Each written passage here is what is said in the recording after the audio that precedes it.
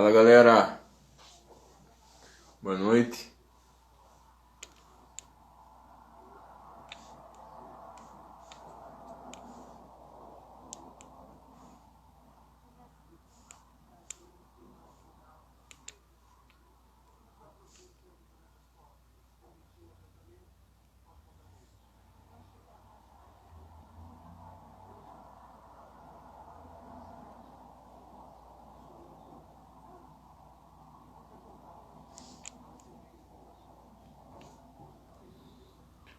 Esperar que o nutricionista Matheus Silvestre, vamos ver se ele já tá por aqui.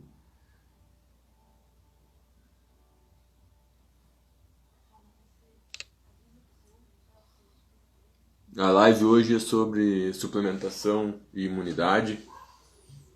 O Matheus é um cara.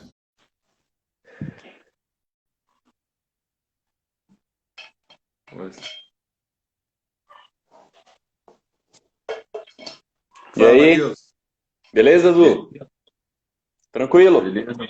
Tranquilo? E a Tudo internet aí, certo. como é que tá? Cara, eu tô na casa do Luiz, né? Aqui na casa do Luiz, aqui em Curitiba, não tem Wi-Fi, eu tô na 4G. Se não pegar bem aqui dentro, eu vou ali fora. Ali fora eu sei que pega bem. Mas eu tô Beleza. na casa do Luiz aqui. A minha também não tá das melhores. Tá É, mas dormindo com qualquer ele? coisa eu Como vou é que lá tá? fora. Oi? Tá dormindo com ele? Não, não, não, não. Só tá me dando hospedagem hoje que eu tava atendendo aí. Tá. Beleza. Viu, Matheus? Então, quer se apresentar rapidinho pra galera aí? Claro. Boa noite para todo mundo, pessoal. Meu nome é Matheus Silvestre, eu sou nutricionista, formado pela Universidade Federal de Santa Catarina, tenho pós-graduação em nutrição esportiva, sou professor aí dos cursos de pós-graduação da Uniguaçu, também já lecionei na graduação na Universidade Avantes, ali de Balneário Camboriú, e de todas as áreas aí que eu estudo, né, uma das que eu dou um enfoque maior, talvez assim, seja justamente parte de suplementação, não só para a parte esportiva, mas de forma geral, para saúde, num contexto metabólico mais amplo, além do esporte especificamente. Incluindo essa parte de imunidade, você diria que você já estudou bastante ela, Matheus? Como que é? Cara, bastante. Da parte de suplementação, assim, para a imunidade, sim. Até porque no meio esportivo tem muitos compostos que, em teoria, são utilizados para aumento de imunidade por atletas. Desde Uhum. glutamina, BCA, vitamina C, vitamina E, zinco, enfim. Então, tem uma base muito boa de estudo com esses suplementos para imunidade com atletas, mas sempre que a gente vai pegar esses suplementos para ver a imunidade em atletas, a gente acaba vendo também o uso clínico, né, em pacientes com câncer, pacientes imunodeprimidos. Então tem uma parte bem boa de estudo disso, justamente porque ainda é uma classe de suplementos que tem um marketing bem forte por detrás. Sim.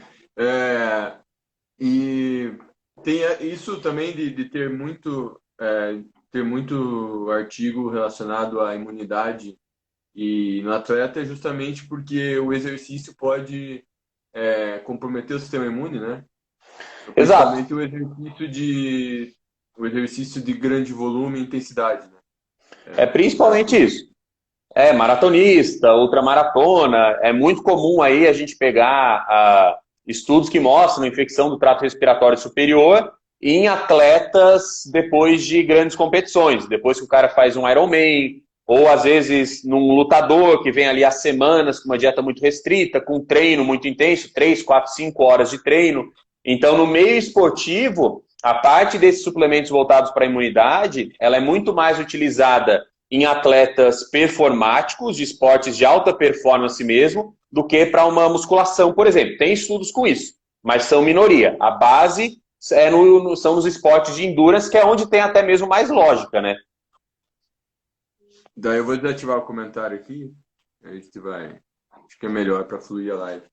Tá. É, e aí faz sentido porque se você tem, no caso do atleta, ele não está otimizando a imunidade, ele está justamente tomando suplemento porque o sistema imunológico dele foi comprometido devido ao excesso de treinamento, né? Não é a mesma coisa que uma pessoa comum que está ali de boa, saudável, faz uma hora de musculação por dia e aí vai lá e quer tomar alguma coisa para dar um up na imunidade. Então, as pessoas costumam usar esse termo de aumentar a imunidade ou potencializar a imunidade, que é um tipo de termo que não faz muito sentido, né? Exatamente, porque assim, quando a gente pega essa base de estudos com suplementos para imunidade no esporte, a base é justamente em atletas que têm um treino muito exaustivo, que é uma coisa que, se a gente pegar até panorama de saúde, o que um atleta, um Ironman da vida faz não é uma coisa saudável, ali o estresse oxidativo é muito alto, dando como exemplo. Então, as situações no esporte que às vezes podem se beneficiar com alguns compostos para a imunidade são situações em esportes performáticos de alto nível, principalmente provas não só maratonas, mas ultramaratonas. Essas provas muito longas até têm alguns dados que mostram melhora, mas justamente por isso, porque nesses atletas eles tendem a ter uma queda da atividade do sistema imunológico por esse excesso de exercício. Mas quando a gente fala de excesso de exercício, são 4, 5 horas de treino por dia, uma prova às vezes que dura 2, 3 dias, não 1 hora de musculação por dia, que por mais intenso que seja, não vai ser a mesma coisa.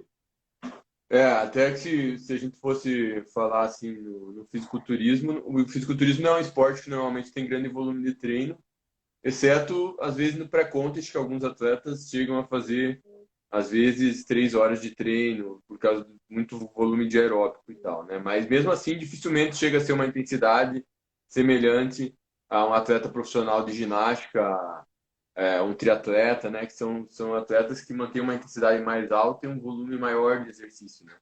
É bem mais baixo. Então, assim, se você fosse elencar assim a suplementação, a gente pode começar falando do que a gente vê mais, por exemplo, no esporte, mas também levar assim para o indivíduo comum se existe alguma evidência do suplemento que a gente citar aqui, né? Então, assim, se você fosse elencar em relação à utilidade de suplemento, pensando em imunidade, no esporte, por exemplo, o atleta, e como você elencaria assim o que tem mais evidência, assim, se é que dá para dizer isso? Cara, de forma geral, no esporte, para um atleta, esse atleta de performance aí, o que mais tem evidência, que não dá de falar que a evidência é grande, porque não é, são micronutrientes ainda. Então, no caso ali, zinco, tem alguns estudos com atletas de ultra endurance que mostram melhora na questão imunológica. Às vezes, vitamina C e vitamina E, nesses casos desses atletas de provas mais longas, tem alguns estudinhos com isso. Selênio, a comprovação é menor. A glutamina, mesmo nesses atletas de longa duração, ela não tem uma comprovação científica muito boa para a melhora de imunidade. É mais relacionada ainda com a questão de permeabilidade intestinal, que esses atletas têm um aumento muito grande durante as provas, que ela pode reduzir. Para a imunidade, então, mesmo nesses atletas, não tem tanta comprovação. Então, micronutrientes seria até mais evidente que a própria glutamina, né? Sim, micronutrientes têm mais evidência para a função imunológica do que a glutamina, principalmente no esporte. Citando esses principais, zinco, vitamina C, vitamina E, até o selênio entra um pouquinho. Você diria que o zinco aí desses seria o que tem mais estudo, mais de evidência? Sim, sim. O zinco de todos esses ainda é o que a gente, pegando um global da literatura, é o que a gente ainda vê que tem mais evidência, só que são doses altas assim, de zinco. São 70, 100 miligramas de zinco por dia, uma quantidade bem elevada. Nessas doses, tem mais comprovação que os outros micronutrientes de forma geral, sim.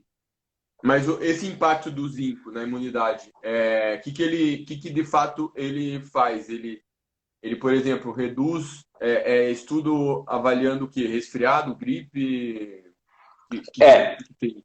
No esporte, Dudu, tem muitos estudos que avaliam essa infecção do trato respiratório superior, que é o sintoma mais clássico, né, de imunodepressão depois de atividade mais longa. Então, com o zinco especificamente, tem estudos nesses atletas de longa duração que mostram que o uso de doses mais altas de zinco nas semanas que antecedem ali a competição pode reduzir a incidência de infecção do trato respiratório superior e diminuir também o prolongamento dessa infecção. Pode reduzir em até 1, 2 dias o tempo que essa pessoa fica com esse sintoma de infecção no trato respiratório superior. Para o esporte é mais relacionado a isso. Até para assim, às vezes as pessoas menosprezam, né, que é 2 dias, enfim, mas se a gente avaliar em termos de escala global, né, é, faz seria interessante, né, o uso. E a vitamina C também não tem meta-análise mostrando que no caso de atletas ela pode reduzir até 50%. Pode, Dudu, mas aí a dose também ela é bem alta. Tem estudos que mostram que a dose de vitamina C que deveria ser utilizada para redução dessa questão de infecção e resfriado nos atletas chega até 6 a 8 gramas por dia. Tem meta-análise, inclusive, que mostra dose assim alta. Tem umas que botam de até 3, 4 gramas, mas tem umas que botam valores bem altos mesmo, de 6 a 8 gramas durante em torno de 2 semanas de suplementação, mostrando redução também dessas infecções. E não, eu vi uma meta-análise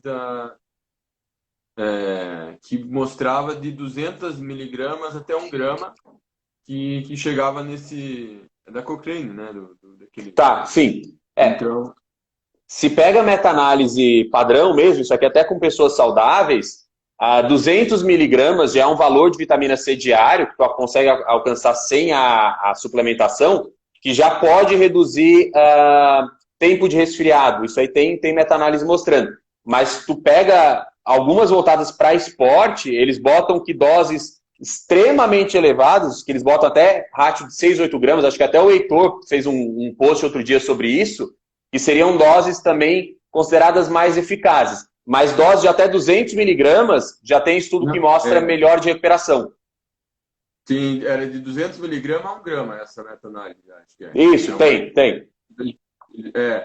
De 200 miligramas a 1 grama, nessa daí falava de redução de até 50%. De dor muscular. Redução de 50% de infecção do trato respiratório superior em atletas militares, assim, atletas de alto rendimento, né? Militares, Sim. eles citavam. E na população saudável, não tinha benefício em relação a prevenir o resfriado, a infecção. Era resfriado, era em relação ao resfriado. Isso. Eu acho que é essa aqui, ó, Dudu. Vitamin C for preventing and treating the common cold. É essa aqui. Os ensaios, eu acho que é essa aqui. Eu acho que pode ser essa meta-análise aqui que eu tenho aqui na minha aula. Não é essa? Veja aí, é de 200 miligramas a 1 grama? Acho que não é isso. Isso, de 200 miligramas a 1 grama. Isso, essa daí. Essa aí mesmo. Então, essa daí não é tão alta as doses, né? Não, essa é mais baixa. Só que se a gente ler essa meta-análise completa, apesar na parte principal eles não mencionarem essas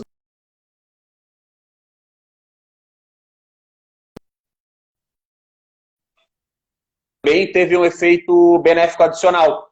Essa mesma meta-análise aqui é a mesma, que é a mesma quantidade. Mas de 200 miligramas a 1 grama já mostra melhor assim. Já mostra melhor. Agora, deixando claro, né? A gente está falando de atletas militares que passam por treinamento extenuante. Em pessoas saudáveis aí mesmo, eles falavam que no máximo, não ia prevenir o resfriado, no máximo reduzia o tempo de Exato, o tempo. resfriado em 1 dia, mais ou menos, 8%. Né? Era isso aí. Variava de redução do tempo de resfriado de 12 até 24 horas. Sentia menos sintoma de resfriado. Mas que era com dose ainda de... chegava até 200 miligramas. Ainda nessa dose, mais ou menos. Que é uma dose que alcança fácil pela dieta mesmo. Mas esses outros estudos que você fala que as doses são bem altas, eles são só em atletas? Como que é essa? Sim, são mais em atletas e de forma bem aguda. 1 semana usando 6 a 8 gramas de vitamina C. É só 1 semana, normalmente naquela semana próximo da competição que eles usam essa dose mais alta e observam que essa dose extra de vitamina C pode reduzir a infecção do trato respiratório superior. Normalmente é coisa aguda mesmo, tipo, é 1 semana só. Não é crônico. Reduz em quanto? 50% também? Por aí? Chegava média de 35% a 45% chegava a reduzir. E ia te falar, qual que seria o colateral de alta dose de vitamina C, assim, dessas doses altas em curto prazo? Cara, o que a gente tem mais relacionado de efeito de dose alta de vitamina C é para treino mesmo. Ela pode prejudicar algumas adaptações causadas pelo treino, né? Prejudica ali o processo de hormese. Então, tem estudos que mostram que dose alta de vitamina C e E próximo do treino reduz o aumento de enzimas antioxidantes. Então, pensando em adaptação, não é interessante. E até mesmo a questão de efeito pró-oxidante, né? A vitamina C em dose alta, ela tem efeito pró-oxidante. Tanto é que isso o Linus Pauling usava muito, mas tem vários estudos para pacientes com câncer, mais antigos ainda, que era uma mega dose de vitamina C para ter efeito pró-oxidante e tentar aumentar a apoptose de célula cancerígena. Então, dose muito alta de vitamina C é efeito pró-oxidante. E eles usam intravenosa, né? Intravenosa, isso, intravenosa. Eu vi, inclusive, tem estudos aí que estão fazendo até pro coronavírus, né? Isso daí. Mas eu não boto muita fé, digamos assim, nisso. É um vírus novo, é diferente. Eu acho que mesmo nesses de gripe comum, é em população mais específica. E quando é em população padrão, é dose comum, de 200 miligramas, de forma geral. Essas mega doses que eu falei são mais de forma aguda, tipo uma semana, em atleta de performance. Isso é legal, né? Para quem trabalha com lutador, com triatleta, sim, uma estratégia interessante. O zinco você falou que chega a 70 a 100 miligramas. É uma dose bem altinha. Falar que a vitamina C em dose alta pode dar náusea também, cálculo renal também tem o risco, né? Tem.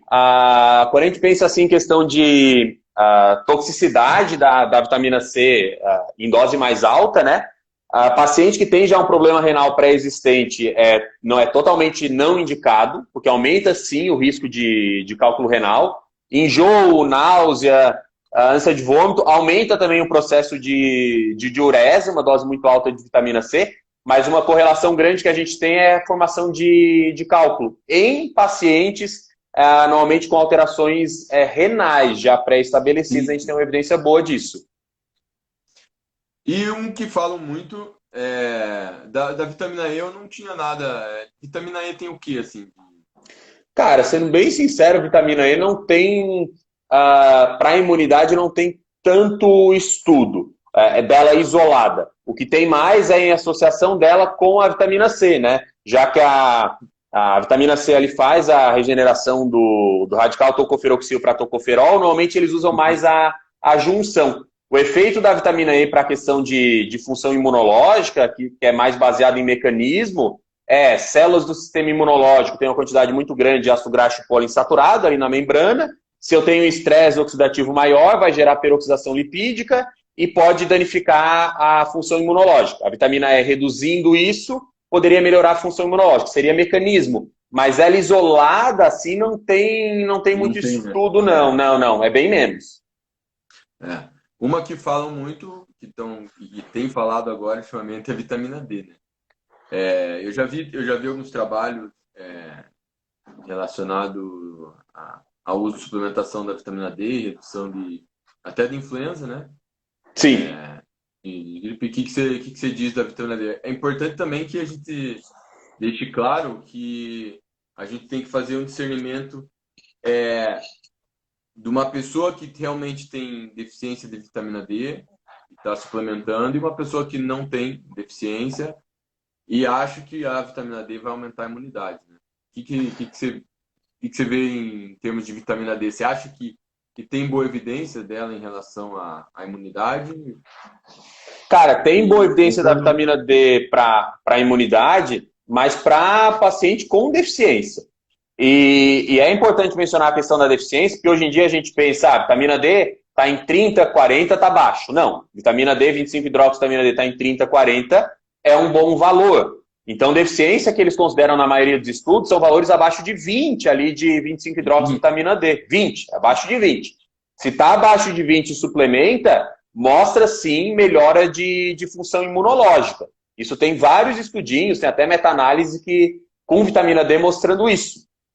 Agora, em caso de deficiência. Desconheço qualquer estudo que mostre que uma mega dose de vitamina D, a ponto de promover ali aumentos de 25-hidroxi para 70, 80, tem um efeito benéfico adicional. Isso não existe. As recomendações Não. mais padrões que nós temos de níveis de 25-hidroxi é 30, 40, alguns estudos com câncer botam de 30 a 60, nada fora disso. Mas para a imunidade é quando tem deficiência mesmo que mostra melhora, não quando já tem um nível suficiente.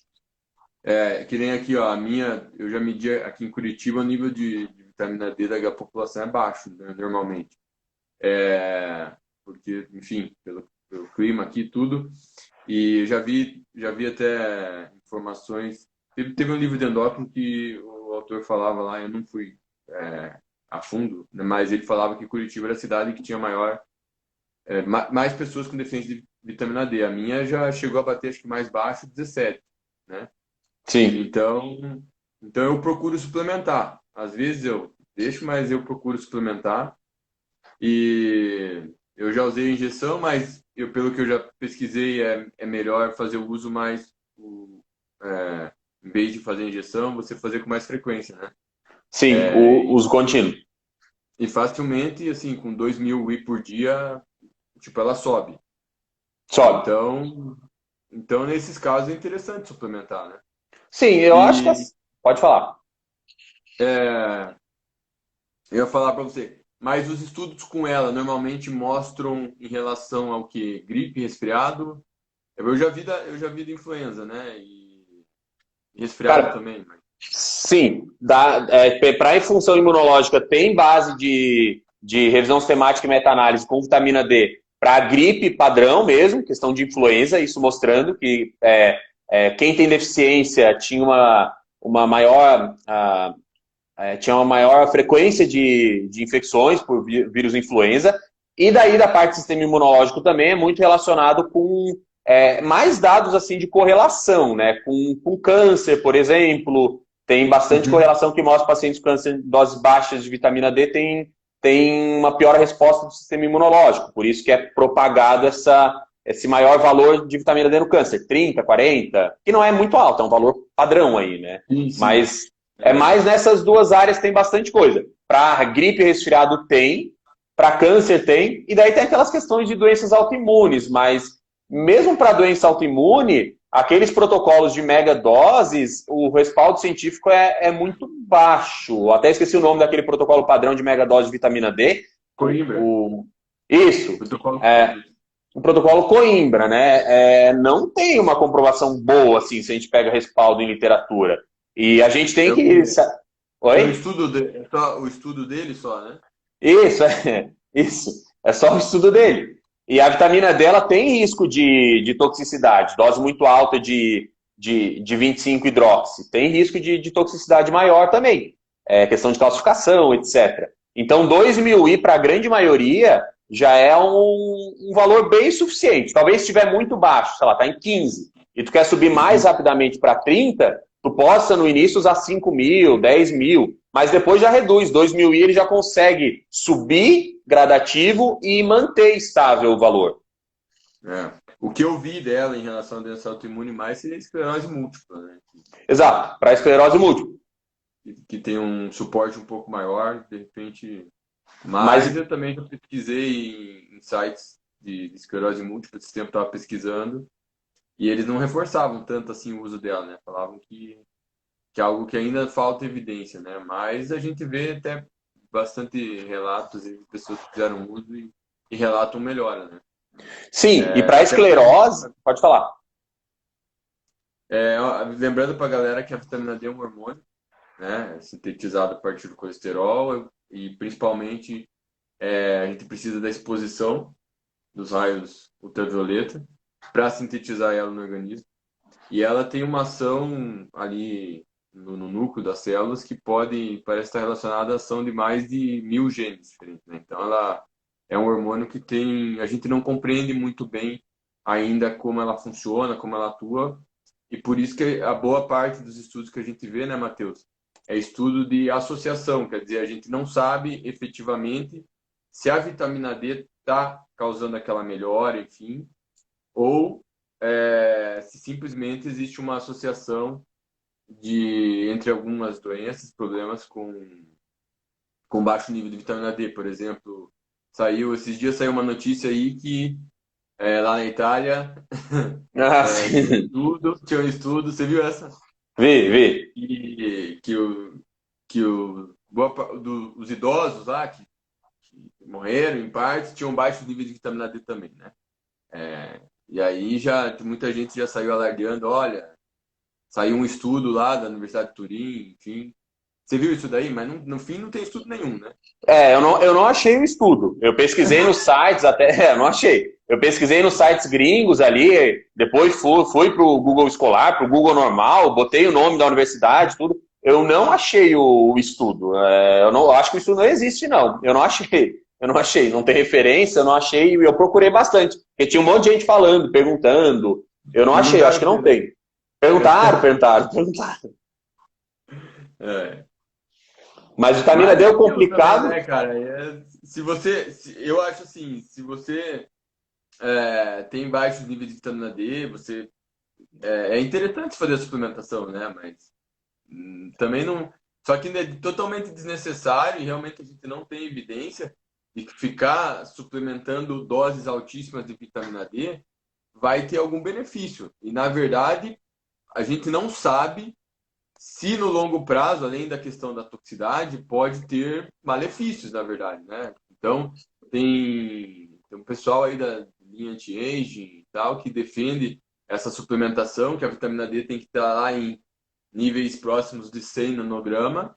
E se a gente pegar os indivíduos saudáveis que não fazem suplementação de vitamina D e tem o maior nível de vitamina D entre a população, normalmente são salva-vidas de pessoas que trabalham no campo, no sol mesmo, né? E normalmente essas pessoas, os níveis de vitamina D delas fica ali em torno de 50, 60, se não me Isso. engano.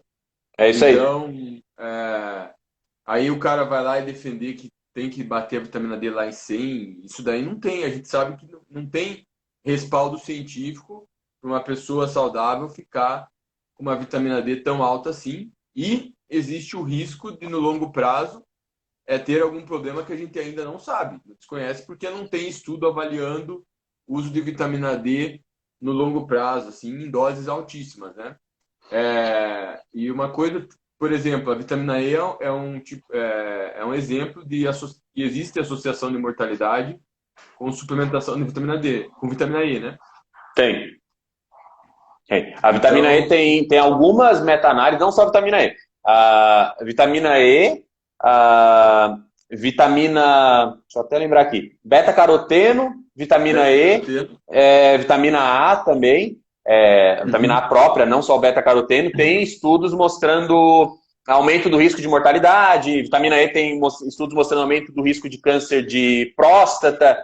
Claro que assim, não são estudos unânimes, mas se a gente pega, tem umas meta-análises sobre isso que são muito boas e que mostram essa correlação. E normalmente essas meta-análises que mostram aumento do risco de mortalidade com dose alta de antioxidante é em pacientes doentes. Pacientes doentes Uhum. usando mega doses de antioxidantes, em especial vitamina E, a própria vitamina A, beta-caroteno, aumenta o risco de mortalidade. Isso já é bem mostrado Tem pelo menos umas duas meta-análises bem grandes mostrando isso, aumento do risco de mortalidade. Isso, eu lembro que, eu não lembro o nome do grupo lá, acho que era, esqueci esqueci o país, mas é um estudo bem conhecido esse mesmo. Existe.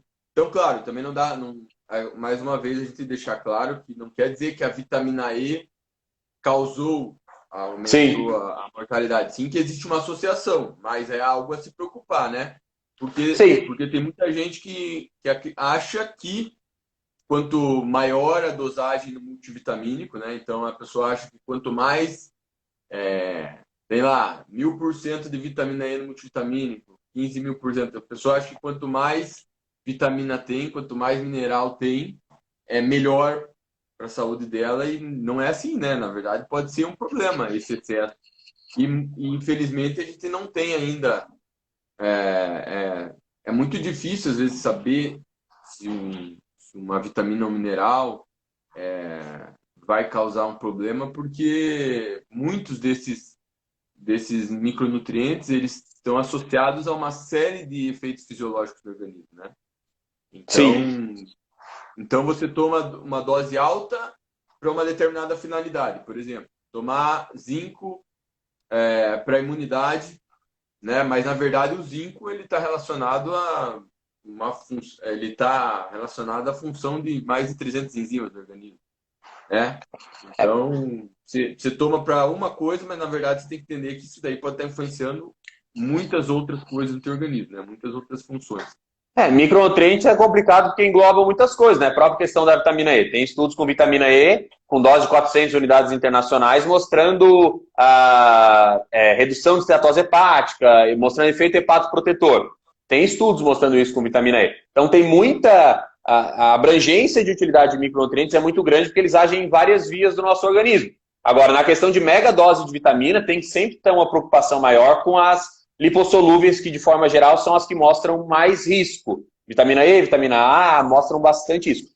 Se a gente pega um multivitamínico tipo um Optiman, um Animal Pack, né, que é um multivitamínico mega concentrado, a base ainda é mais vitaminas do complexo B, porque vitamina do complexo B a gente tem uma segurança maior. Putz, deu uma mega dose, a gente consegue eliminar uma parte muito grande pela urina. Se a gente reparar, esses multivitamínicos, eles têm até doses boas de vitaminas lipossolúveis, mas dificilmente vai ter ali 10.000% da DRI de vitamina E, coisa que tem com vitamina do complexo B. Mas não, de vitamina E, eles têm às vezes 1000 cara. 1000 não, tem 1000%, né? Que a RDA é 15, né? Isso, deixa eu até pegar aqui tem o Optiman aqui, esses aqui da vida, que daí até dá de ver, mas tem quantidade alta, tipo um Optiman, ele tem aqui, vitamina E tem 200 UI. 200 UI. 200 UI. É alto, já é 600%. Mas, por exemplo, se tu pega uma B12, tem 50 miligramas, que é 2.500%, que ainda é mais alto ainda. Mas é alta, essa dose assim já pode... Os estudos que mostravam o efeito de aumento de risco de mortalidade com vitamina E não eram com doses tão altas não, era 400 UI, acima de 400 UI por dia. É que nem eu sempre falo também, se for suplementar, eu não sei você, mas eu defendo a suplementação do multivitamínico, porque assim, embora as pessoas falem assim, Dudu, mas dá pra gente ajustar a alimentação, dá para ajustar as necessidades com a alimentação. Eu realmente concordo, se você tem uma boa alimentação, você consegue ajustar para ter um bom aporte de micronutrientes. Mas, boa parte da população, mesmo às vezes alguns pacientes, eles não simplesmente não fazem a prescrição da forma que você passou. E aí você pode falar assim, dane-se, né? Ou você pode falar assim, não, eu vou deixar o multivitamínico, porque mal não vai fazer se for um multivitamínico simples, né? Esses que têm as doses dentro da RDA mesmo, da recomendação padrão. E, por exemplo, meu pai, ele é um cara que ele mora sozinho e ele não sabe cozinhar direito, então ele se alimenta meio mal.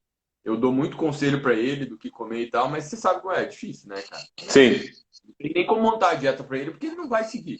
Então eu tento falar para ele assim, pai, coma mais fruta, pai, você tem que comer mais salada, come mais proteína por causa da idade e tal. Mas eu prescrevo um multivitamínico para ele, cara, porque, né, tem a minha mãe também.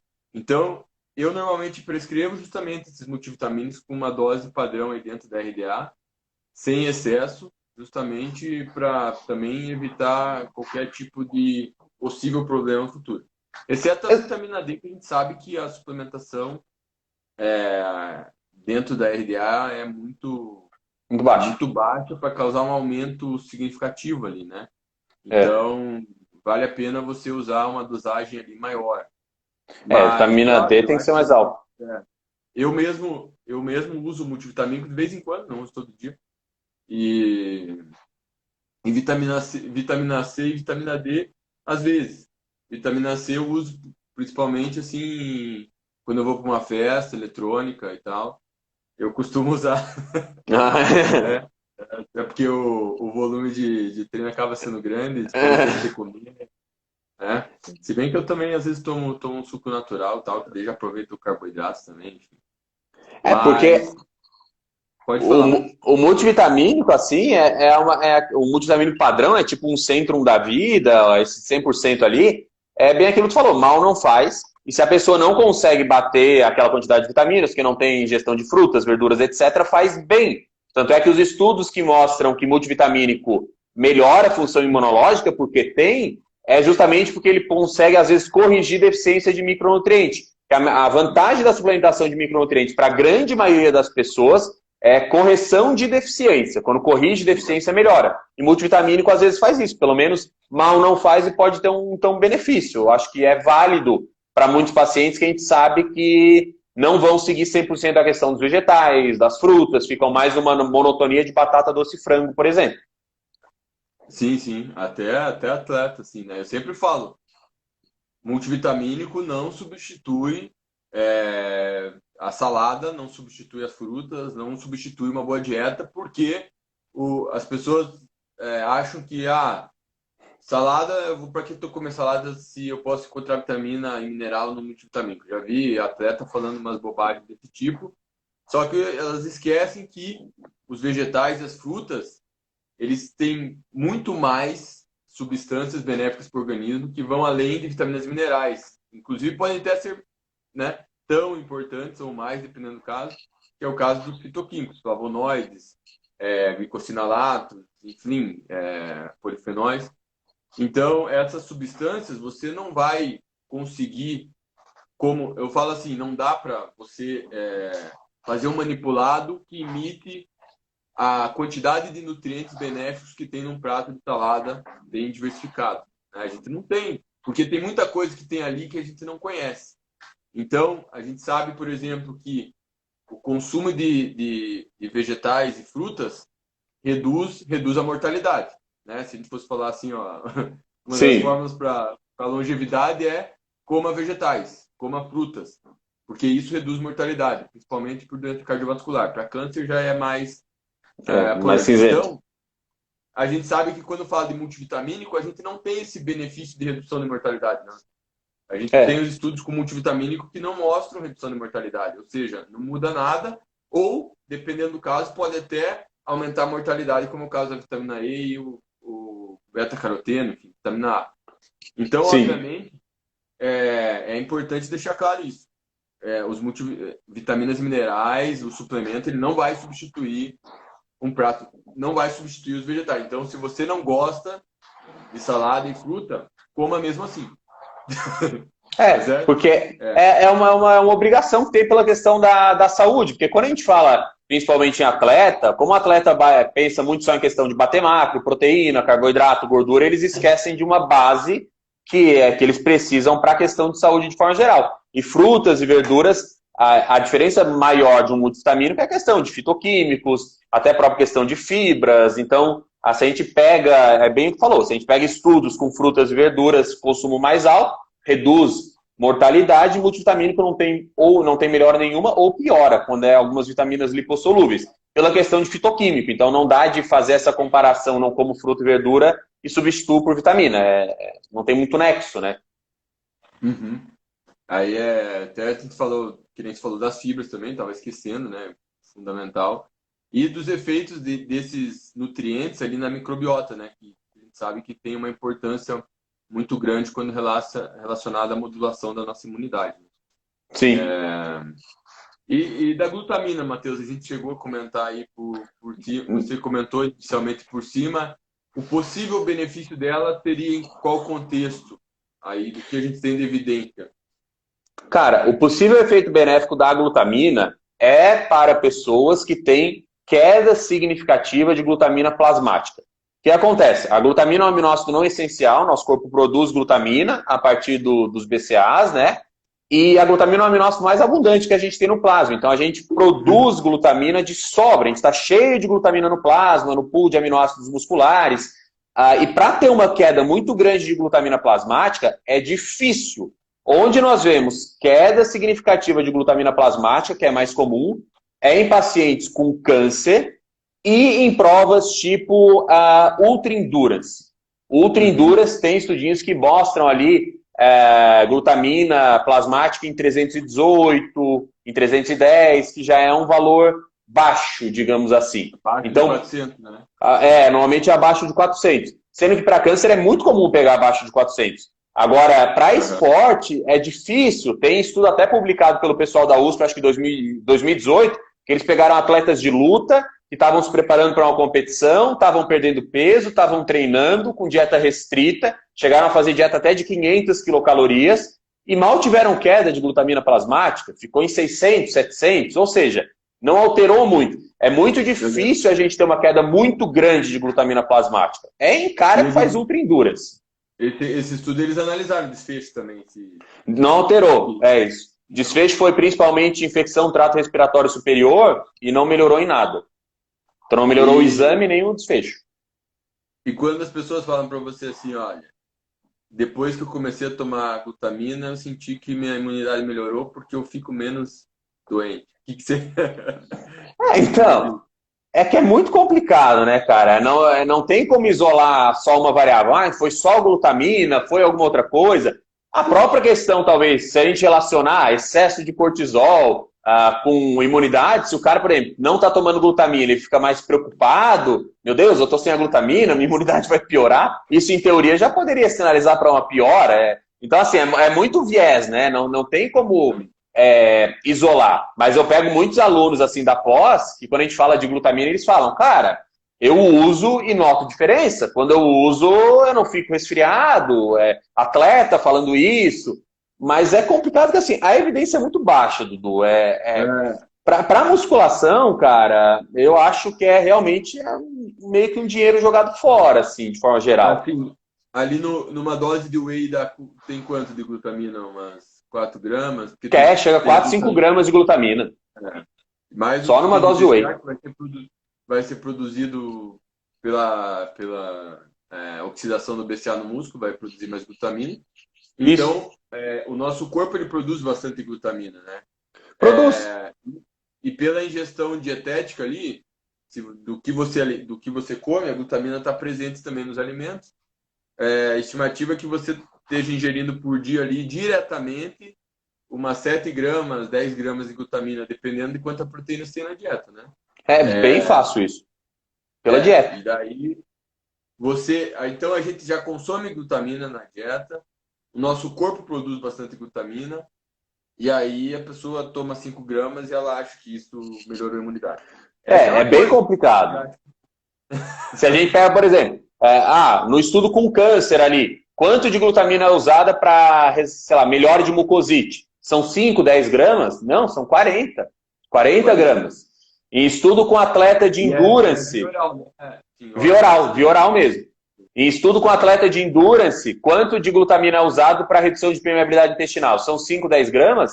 Não, 40, 60 gramas de glutamina para redução de permeabilidade intestinal.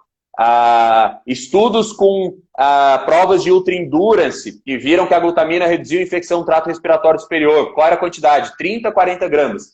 Então, assim, quando a glutamina auxilia a imunidade, que é em casos bem extremos, a dose ela tem que ser muito alta. Porque se é uma dose baixa, a gente tem que lembrar, a gente já tem glutamina pela dieta, consumo direto, a gente já produz muita glutamina, então 5 gramas, a gente pode afirmar que 5 gramas não vai fazer efeito para ninguém, dá de afirmar, é muito pouco, não vai fazer efeito para ninguém. Aquele estudo clássico lá do Castle e Newsholm, né? É de 90 Sim, e pouco. Eles usavam quantas gramas ali? 5 gramas em atletas, era maratonistas, né? era 5, mais ou menos essa dose, 5 a 7, se eu não me engano. E, e esse estudo que até popularizou, acho que o uso da glutamina, né? Foi. Porque nesse estudo teve redução de infecção do trato respiratório superior, né? Sim, esse estudo foi o que começou a usar, dar ali a visão da glutamina para a imunidade. Mas o engraçado é que vários outros estudos depois surgiram com essa dose baixa e não viram. Tanto é que os estudos mais atuais é mega dose de glutamina. Pelo menos 0,3 gramas por quilo de peso corporal total. É uma relação que eles fazem, assim, é uma relação básica. Que para um cara de endurance que pesa 60 quilos, dá uns 20 gramas, mais ou menos. Uhum. Uma dose razoável, gasta uma graninha aí. Gasta grana, gasta grana. Então, Então, e tem um fator aí também, né, que o pessoal se esquece, é que esses atletas, eles acabam produzindo muito cortisol durante a prova, e o cortisol causa esse efeito imunossupressor, que em parte a gente pode anular isso com consumo de carboidrato adequado, né? E consumo de calorias adequado, né? Então, eu acho que tem isso é uma coisa que cria ali um viés na análise, às vezes, que as pessoas não levam em conta, mas a dieta influencia muito, né? Essa questão do volume de treinamento, né? Exato. Se a gente for pegar assim com questão de comprovação científica, dá de falar que o carboidrato ele tem mais comprovação para redução de imunodepressão em atleta do que a glutamina. Até porque dieta Sim, baixa em carboidrato, e isso tem vários estudos com cetogênica, baixou carboidrato ou zerou no caso da cetogênica, glutamina plasmática e muscular, porque eles fazem biópsia, chega a cair 30% pelo fato de estar zerando carboidrato. Então a dieta influencia diretamente nisso também. Carboidrato tem mais comprovação pela questão do cortisol, tudo, mas pela própria regulação de glutamina. Se o carboidrato está muito baixo, glutamina cai mais ainda. Chega até 30% por uma cetogênica, tem estudos que mostram. cai quanto? Chega a cair até 30% de glutamina plasmática e Aham. muscular com cetogênica. Tem um estudinho em atletas que mostra isso. Que nem quando se trabalha assim, lutador, né, cara, tem atletas que eles precisam fazer uma dieta muito restritiva na fase final, né? Então, por exemplo, eu acho interessante suplementar vitamina C, vitamina D, e aí o cara acaba ficando restrito de carboidratos também, né? Porque Sim. eu não gosto de trabalhar com um lutador por causa disso, porque a maioria deles precisa perder muito peso e muitas vezes eles não fazem dieta boa parte do tempo, deixam para o final. E mesmo quando fazem dieta mais tempo, trabalho com a minha prima, que é atleta profissional, é muito peso que tem que perder no final. E aí vitamina C é uma coisa que eu passo, multivitamínico. Eu não zero carboidrato, mas mesmo assim a dieta fica muito restritiva. Então, nessa situação, que nem você falou, o estudo que foi feito é da USP, né? Isso, Não dá deu os... muito suporte de glutamina, né? Mas eu, por Não. exemplo, quando ela quer usar lá, eu deixo, sabe? Sim. Mal não faz. Aham. Mas eu acho daí mais vantagem para esse caso, às vezes, de um atleta, tipo um lutador, de novo, tem mais comprovação de micronutriente. Talvez zinco, Uhum. talvez vitamina Sim. C. Tem mais base do que glutamina. É. Esses que são muito Então, falados, tipo glutamina, própolis. Própolis tem menos comprovação que glutamina, para ver o nível. Então é bem ruinzinho mesmo, assim. É ruim. De da onde, comprovação científica é baixa. da onde que veio essa ideia do própolis, do shot de própolis? Você sabe? É, cara, eu acho que aqui no Brasil ficou mais comum por muito nutricionista divulgar. Só que assim, até Uhum. outro dia aí o Felipe estava fazendo um texto de própolis, né? Pediu os artigos, eu tinha aí uma dúzia ali de artigos sobre própolis, questão de imunidade. Tem muito pouca coisa. A gente tem meia dúzia de estudos com isso aí em humanos, enviesados, e que muitos não mostram melhora nenhuma com própolis. Então, se eu fosse botar em uma escala de comprovação científica, vem micronutrientes, mais abaixo glutamina e mais abaixo ainda própolis. Porque o que a gente tem de alguns estudinhos com própolis são em questão de pacientes diabéticos, para estresse oxidativo, tem algumas coisinhas com diabéticos com própolis, que ainda é comprovação baixa. Agora, para E, imunidade, é bem baixa. e o spray de própolis na garganta? Eu uso aqui lá quando eu tô com a garganta. Daí pode aliviar a dorzinha na garganta, mas para imunidade Dá é uma legal deixar que é aliviada. baixo. Para a garganta alivia. Mas Alivia. para imunidade mesmo, a comprovação de própolis é bem baixa. Isso é importante deixar claro, porque o própolis está É. sendo tão falado nos últimos tempos que parece que ele tem uma comprovação boa. Mas não, a comprovação é baixa. A gente começa a catar estudo de própolis em humanos e a gente não vê nada. A gente vê uma dúzia aí de estudos, com poucos voltados para a função imunológica, e esses poucos voltados para a função imunológica com resultados inconsistentes. Então, própolis eu acho pior que glutamina. Sendo que a glutamina eu já acho ruim. O Luciano Bruno que posta essas coisas, né? Daí, como ele tem muitos seguidores, aí o pessoal É, acha que... Ah, que eu vou tomar meu ajuda. shot de própolis, que tem muita evidência, porque ele é um cara que, enfim, tem PhD lá, mas enfim, eu acho que ele posta muita informação ruim e, enfim, mas, né, a gente realmente, quando a gente vai olhar as evidências, não tem, né? É muito baixo, É, né, Dudu? A própria curcumina, assim, que o pessoal às vezes fala também para a imunidade, né? Eu não tenho dúvida que uma pessoa que consome ali açafrão, tem costume de consumir açafrão, desde novo até velho, pô, eu acho que isso aí vai fazer um efeito benéfico para a saúde, em contexto de vários anos seguidos usando açafrão, etc. Agora, muita gente, vou botar açafrão na comida, ou tem gente que faz até shake com açafrão para imunidade. A quantidade de curcumina no açafrão, ela é muito baixa. E a absorção dessa curcumina do açafrão, ela é mais baixa ainda.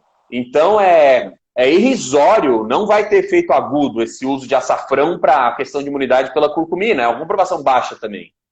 A curcumina, você acha, ela tem, enfim, vários estudos em relação a ela, in vitro, viu?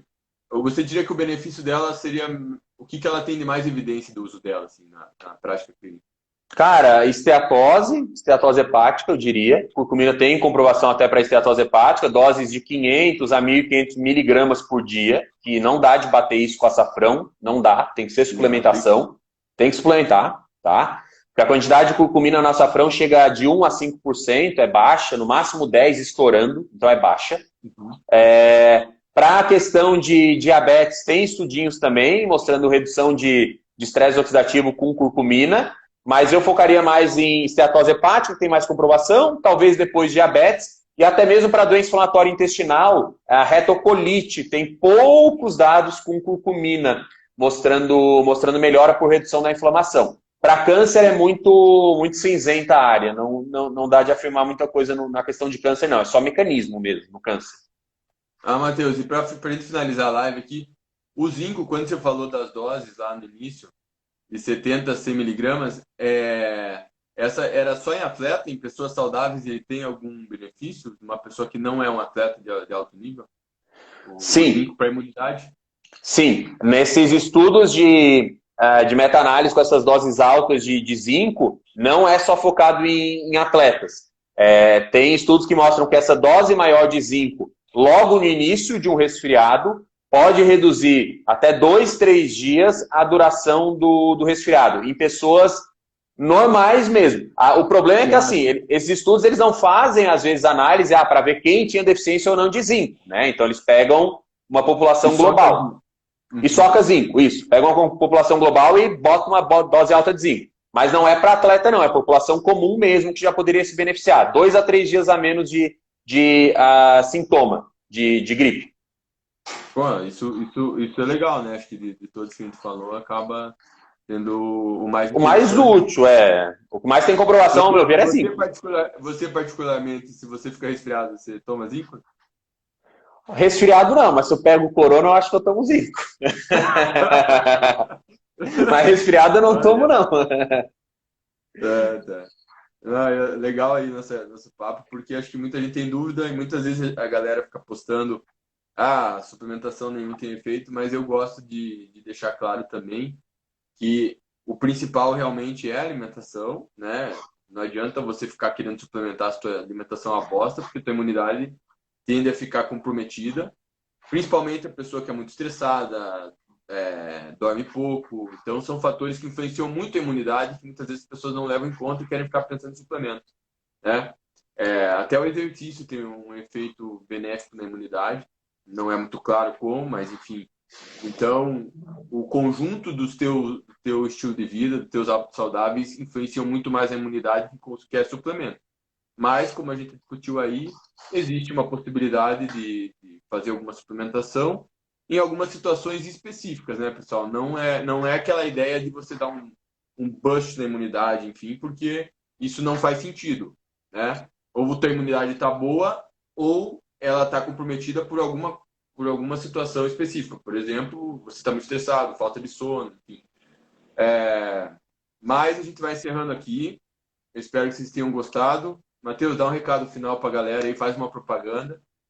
Então, pessoal, é bem isso aí que o Dudu falou, né? Quando a gente fala de compostos, suplementos, etc., para a imunidade, sempre tem que lembrar, o contexto principal é da dieta. Se algum suplemento realmente tivesse uma comprovação muito, muito grande de melhorar a imunidade de forma aguda, o uso clínico dele já seria muito alto, para câncer, etc. Então, tem situações específicas que podem se beneficiar, não dá de generalizar e falar que tudo é porcaria. A gente falou que pode ter vitamina D, pode ter zinco, pode ter vitamina C em casos específicos, mas lembrar que o que mais importa é o contexto de alimentação. Sono, como está a dieta, como está o exercício, acaba sendo mais importante. Agradeço aí o convite, Dudu, a todo mundo que estava aí na live. Peçam para... Peço para... Oi? Tá acompanhando. Comentário aqui, ó. Viu, Matheus? Ó, uma dica para você aí, ó. O Matheus, ele lançou um e-book quadro esses dias e dei uma olhada lá, um e-book sobre suplementos, né, Matheus? Isso, sobre suplementação, fitoterapia e uma base de dieta. Já fazendo um jabá, o meu curso de exames ele não está mais à venda, mas eu vou lançar ainda esse ano. O meu curso de exames, se você não quiser falar abobrinha sobre vitamina C, vitamina E, vitamina D, zinco, selênio, faça o curso, porque eu falo bastante disso. Tem aulas ali de 2 horas de duração só sobre vitamina A, só sobre vitamina E. Então é bem completo. Viu, viu, Matheus? Aproveitando aí, ó, te dá uma ideia. Faz um e-book rápido, simples aí de suplementação e sistema imune. Aproveita a quarentena. Aproveitar a oportunidade. Vou pensar. Ainda mais é um tema que você domina bem. Sim. E, galera, obrigado por participarem aí. E se vocês quiserem ter aula conosco, nós dois somos professores da Uniguaçu. Então, se quiserem informações, procurem no Instagram da Uniguaçu, no meu, sempre deixo propaganda. E logo que passar isso aí, a gente vai voltar às aulas presenciais, tá? E também falar para vocês que eu tô sempre postando conteúdo. Sigam o meu perfil e o do Matheus. O Instagram diminuiu muito o alcance, então se vocês quiserem ficar sempre antenados, vocês sempre dão uma olhada, atualiza ali. E também estou com o grupo do Telegram, que logo divulgo aí para vocês entrarem de novo. E tem os meus e-books, vocês têm acesso aí, eu posto sempre no Stories, ali no meu perfil. E também os meus livros, tá? Quem quiser adquirir. Então aproveite que tem muita informação de qualidade. Então eu falo para vocês, acompanhe o Matheus, porque ele tem um trabalho muito foda em relação à suplementação. É o cara aí que eu mais respeito aqui no Brasil quando se fala disso. Ele tem muito senso crítico, como vocês puderam ver aí na nossa live. E grande abraço para vocês, tá bom? Obrigadão, pessoal. Valeu, Dudu. Obrigadão aí. Eu que agradeço aí. Voltaremos aí. Valeu, pessoal. Abração. Boa noite. Abraço, galera. Valeu. Deixar aqui. Falou, pessoal.